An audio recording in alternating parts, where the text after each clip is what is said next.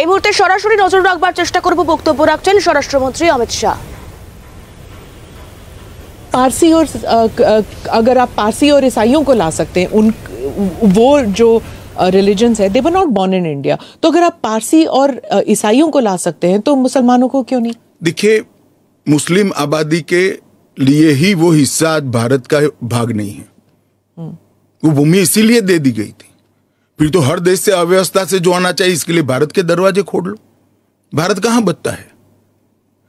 अखंड भारत के जो लोग हिस्सा थे और जिन पर धार्मिक प्रताड़ना हुई है, उसको शरण देना मैं मानता हूं हमारी नैतिक जिम्मेदारी है और हमारी कॉन्स्टिट्यूशनल रिस्पॉन्सिबिलिटी। और स्मिता जी, आप आंकड़े की गहराई में जाइए। जब विभाजन हुआ तब पाकिस्तान में 23% हिंदू थे, हिंदू और सिख थे। आज 3.7% बच गए। कहां गए सारे? इतने सारे तो यहां आए नहीं। धर्म परिवर्तन हुआ, अपमानित किया गया, दोयम दर्जे के नागरिक के नाते इनको रखा गया। कहां जाएंगे ये लोग? क्या देश इसका विचार नहीं करेगा? देश की पार्लियामेंट इसका विचार नहीं करेगी? देश की पॉलिटिकल पार्टियों ने इनका विचार नहीं करना चाहिए?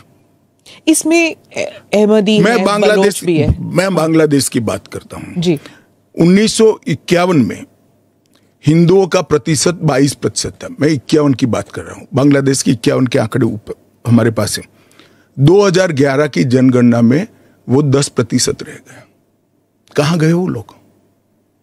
अफगानिस्तान 1992 के पूर्व, मैं 92 के आंकड़े मेरे पास लगभग 2 लाख सिख और हिंदू थे और आज करीब 500 बच गए। क्या इन लोगों को अपनी बिलीफ से जीने का अधिकार नहीं है? वो जब भारत एक था तब हमारे ही थे, हमारे ही भाई है, हमारी ही बहन है, हमारी ही माता है। अगर यही थ्योरी को आप अपना लो तो पार्टीशन के बाद इतने सारे शरणार्थियों को क्यों लिया?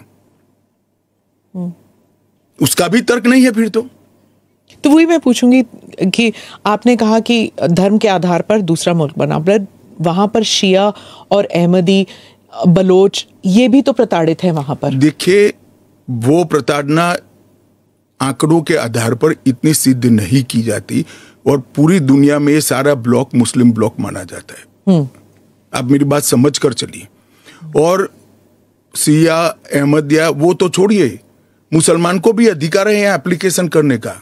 हमारे संविधान ने रास्ता खोला है वो एप्लीकेशन कर रेफ्यूजी के तौर पर। ना, रेफ्यूजी के तौर पर नहीं। नागरिकता लेने के लिए अप्लाई कर सकते हैं। भारत सरकार इनकी भारत की सुरक्षा और भारत की बाकी सारी चीजों को देखते हुए उसका निर्णय करेगी। अच्छा, तो एक रास्ता किसी के लिए बंद नहीं है। अच्छा। ये स्पेशल एक्ट इसलिए बनाया है कि ये किसी भी वैध डॉक्यूमेंट के बगैर शरण में आए हैं, बॉर्डर क्रॉस कर आ गए हैं। तो अब आपने पोर्टल भी खोल दिया है, उसमें वो सारे डिटेल्स करेंगे।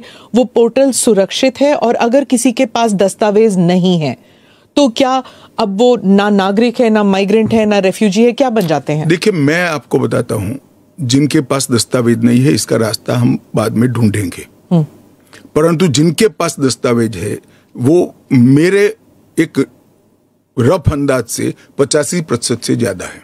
और कितनी देर लगेगी, क्योंकि उन्हें एक ओथ भी लेना पड़ेगा? हमने कोई समय मर्यादा नहीं रखी है। अच्छा, आराम से सब लोग एप्लीकेशन करें। मैं सबको अपील करता हूं, आप आराम से करिए। ये एप्लीकेशन देश की सभी भाषाओं में है। आपकी भाषा में आप डाउनलोड कर सकते हो, एप्लीकेशन कर सकते हो और आपकी समय की अनुकूलता से भारत सरकार आपको इंटरव्यू के लिए बुलाएगी और डॉक्यूमेंट की ऑडिट के लिए बुलाएगी। और वो फेस टू फेस इंटरव्यू होगा या फिर? या फेस टू फेस होगा। Face to face original document लेकर आना पड़ेगा। और अगर वो सेकंड जनरेशन रेफ्यूजीज है, मतलब अगर उनके बच्चे हो गए हिंदुस्तान में, 15 अगस्त 1947 से लेकर 31 दिसंबर 2014 तक जो भी आए हैं वो और उनके बच्चों का भारत में स्वागत है।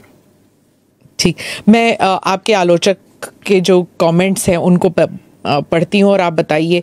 जो दिल्ली के चीफ मिनिस्टर हैं वो कहते हैं, वो सवाल उठा रहे हैं, उन्होंने कहा कि ये जो अंधाधुंध लोग आएंगे, बीजेपी उन्हें नागरिकता देगी, उससे थेफ्ट, रॉबरीज, रेप बढ़ जाएगा। दिल्ली के मुख्यमंत्री अपने भ्रष्टाचार के उजागर होने से अपना आपा खो बैठे हैं। उनको मालूम नहीं है कि ये सारे लोग आ चुके हैं, आज भारत में ही रह रहे हैं, सिर्फ इनको अधिकार नहीं मिला है, वो अधिकार देने की बात है। 2014 तक जो आ गए इनको नागरिकता देनी है, और इतनी ही चिंता है तो वो क्यों बांग्लादेशी घुसपैठियों की बात नहीं करते हैं, रोहिंग्यास का विरोध क्यों नहीं करते हैं? क्योंकि वो वोट बैंक की पॉलिटिक्स कर रहे हैं। दिल्ली के चुनाव उनके लिए लोहे के चने चबाने जैसे हैं, इसलिए वोट बैंक की पॉलिटिक्स कर रहे हैं। नौकरी का कहां सवाल है, वो ऑलरेडी यहां है, और बांग्लादेशी नौकरी का अधिकार नहीं मार रहे हैं क्या? रोहिंग्यास नहीं मार रहे हैं? इनके लिए तो आप कभी नहीं बोले भाई। सिर्फ जो हिंदू शरणार्थी आए हैं, जो बौद्ध शरणार्थी आए, जो जैन, पारसी और क्रिश्चियन शरणार्थी, इसी का विरोध कर रहे हैं। वो यही कह रहे हैं कि आप अपने नागरिकों को नौकरी नहीं दे पा रहे हैं, और इनको आप स्मिता जी वो पार्टीशन के बैकग्राउंड को भूल गई हैं। शायद उनको जो निराश्रित आए थे, जो रेफ्यूजीज आए थे, इनके परिवार के साथ एक चाय पीनी चाहिए। अरबों खरबों रुपए की संपत्ति छोड़कर रेफ्यूजी बनकर यहां आए थे, दिल्ली के बाजार में सब्जियों की दुकान लगाई थी। मोदी जी ने विभाजन की विभीषिका का दिन मनाकर उसको हिस्ट्री का हिस्सा बनाया है। इन लोगों के मन में संवेदना नहीं है, वो समझते नहीं है वहां धर्म के आधार पर इनके परिवार की महिलाओं का गौरव छीना जाए, अपमानित किया जाए, क्या करेंगे वो? इनकी वेदना हम भी नहीं सुनेंगे। 50 में आ गए, 60 में आ गए, 70 में आ गए, 80 में आ गए, आज भी नागरिकता नहीं है। बच्चों को अस्पताल में दाखला नहीं मिलता है, ढंग की नौकरी नहीं मिलती है, छुट भैया नौकरी करते हैं, अपने नाम से प्रॉपर्टी नहीं ले सकते हैं, मतदान नहीं कर सकते हैं। क्यों? क्या गुनाह है उनका?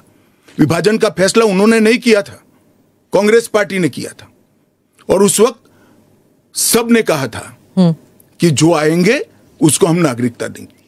अब अपने वादे से मुकर जाना, मैं मानता हूं कि हमें तो कम से कम मंजूर नहीं है। इनकी संवेदनाओं को भारतीय जनता पार्टी भी महसूस करती है, इस देश के प्रधानमंत्री भी महसूस करते हैं, और हम मानते हैं कि इनकी ये 75 साल की वेदनाओं का अंत कभी न कभी आना चाहिए, और ये चुनाव के पहले आ जाए वो ठीक है। ममता बनर्जी पे आती हूँ। चीफ मिनिस्टर ने कहा है कि बीजेपी जो है ये हिंदू मुसलमान का खेल कर रहे हैं, और उन्होंने ऑडियंस को कहा कि आपकी प्रॉपर्टियां छिन जाएंगी, आपके बच्चों का एजुकेशन खत्म हो जाएगा, आपको डिटेंशन कैंप में भेज दिया जाएगा, और डिटेंशन कैंप ऑलरेडी हैं। तो ये सीए के जरिए 15 से लेके 20 लाख लोगों की सिटीजनशिप छीन ली जाएगी। देखिए, मैं ममता जी को करबद्ध निवेदन आपके इस कार्यक्रम के माध्यम से करना चाहता हूं। पॉलिटिक्स करने के हजारों मंच है, प्लीज बांग्लादेश से आए हुए बंगाली हिंदुओं का अहित मत करिए। आप खुद बंगाली हैं, बांग्लादेश से जो बंगाली हिंदू आए हैं इनको नागरिकता देने के लिए एक कानून है। ममता जी को मैं खुली चुनौती देता हूं, इस कानून की धारा में से किसी की नागरिकता छीनने की एक धारा वो बता दे सार्वजनिक रूप से। वो खौफ पैदा कर रही है, हिंदू और मुसलमानों के बीच में विखवाद कराना चाहती है, अपनी वोट बैंक का कंसोलिडेशन करना चाहती है। ममता जी, इसको मत रोकिए, करने जैसा काम है घुसपैठ रोक।